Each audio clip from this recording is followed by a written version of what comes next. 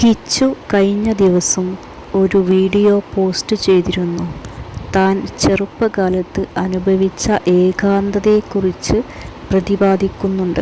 അതിനുശേഷം രേണു സുധി ഒരു screenshot post ചെയ്തിട്ടുണ്ട്. അതിൽ താൻ കിച്ചുവിന് അയച്ചു കൊടുത്തിട്ടുള്ള പണത്തിൻ്റെ സ്ക്രീൻഷോട്ടാണ് പോസ്റ്റ് ചെയ്തിരിക്കുന്നത്.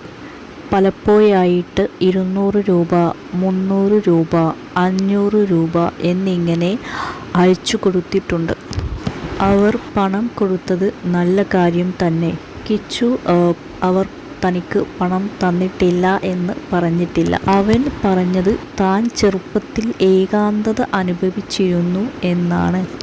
താൻ ഒരു മുറിയിൽ തന്നെ സമയം ചെലവഴിച്ചിരുന്നു എന്നും അതുപോലെ തന്നോട് ആരും സംസാരിക്കാനുണ്ടായിരുന്നില്ല എന്നുമൊക്കെയാണ്.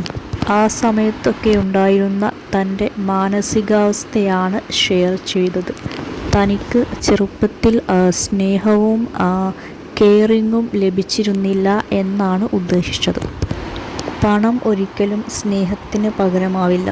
ആവശ്യങ്ങൾ നിറവേറാൻ പണം വേണം. പക്ഷേ ഒരു കുട്ടിക്ക് സ്നേഹം ലഭിക്കേണ്ടതുണ്ട്. കിച്ചു പറഞ്ഞത് തനിക്ക് ആരോടും സംസാരിക്കാൻ അറിയില്ല, എങ്ങനെയാണ് സംസാരിക്കേണ്ടത് എന്ന് അറിയില്ല എന്നൊക്കെ. അത് താൻ ചെറുപ്പത്തിൽ വളർന്ന സാഹചര്യം അങ്ങനെ ആയതുകൊണ്ടാണ് തനിക്ക് ചെറുപ്പത്തിൽ ആരോടും സംസാരിക്കാൻ ഉണ്ടായിരുന്നില്ല എന്നൊക്കെയാണ് പറയുന്നത്. രേണു സുധി തനിക്ക് പണം നൽകിയിട്ടില്ല എന്ന് പറഞ്ഞിട്ടില്ല.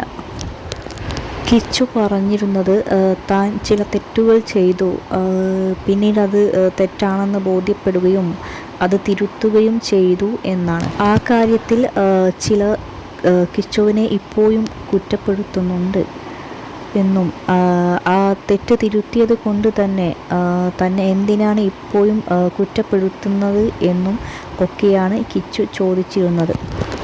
രേണു സുധി താൻ അവനെ നോക്കിയിരുന്നു എന്ന രീതിയിലാണ് വീഡിയോ പോസ്റ്റ് ചെയ്തത്. താൻ അവന് പണം നൽകിയിരുന്നു, കുറച്ച് ദിവസം മുമ്പ് വരെ നൽകിയിരുന്നു എന്നൊക്കെയാണ് പറയുന്നത്. രേണു സുധി തൻ്റെ പഴയ ഒരു ഇൻ്റർവ്യൂവിൽ കിച്ചുവാണ് തൻ്റെ ആദ്യത്തെ മകനെന്ന് പറയുന്നുണ്ട്. തന്നെ ആദ്യമായി അമ്മ എന്ന് വിളിച്ചത് കിച്ചുവാണെന്നും പറയുന്നുണ്ട്.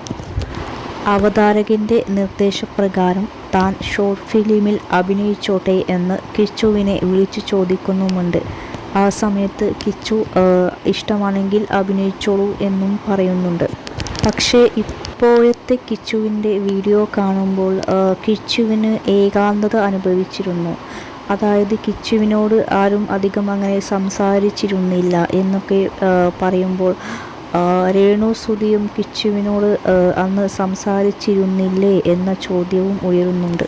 കിച്ചു തന്നെ പറയുന്നുണ്ട് താൻ +2 പഠിക്കുന്ന സമയത്തൊക്കെ ആരും തന്നെ തൻ്റെ വിശേഷങ്ങൾ വിളിച്ചു ചോദിച്ചിരുന്നില്ല എന്ന്.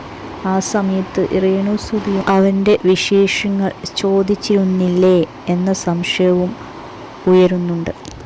രേണു സുധി എപ്പോഴും പറയാറ് കിച്ചു തൻ്റെ മകൻ തന്നെയാണ് എന്നാണ്. സ്വന്തം മകനെപ്പോലെ നോക്കുന്നത് കൊണ്ട് തന്നെ ആരാധകർക്ക് രേണു സുധിയോട് ഒരു പ്രത്യേക ഇഷ്ടവും ഉണ്ടായിരുന്നു.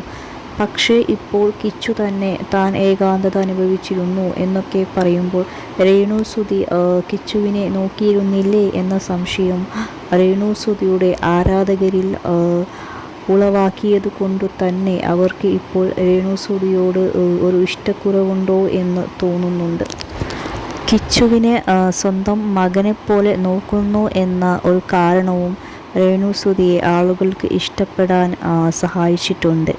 പക്ഷേ ഇപ്പോൾ ആ കാര്യം ഒരു ചോദ്യചിഹ്നമായി നിൽക്കുകയാണ്. അതായത് കിച്ചുവിൻ്റെ ചെറുപ്പകാലത്തൊക്കെ രേണു സുധി ഒരമ്മയായിട്ട് കിച്ചുവിൻ്റെ അടുത്തില്ലായിരുന്നോ എന്നുള്ള സംശയമാണ് ആരാധകരിൽ വന്നത്.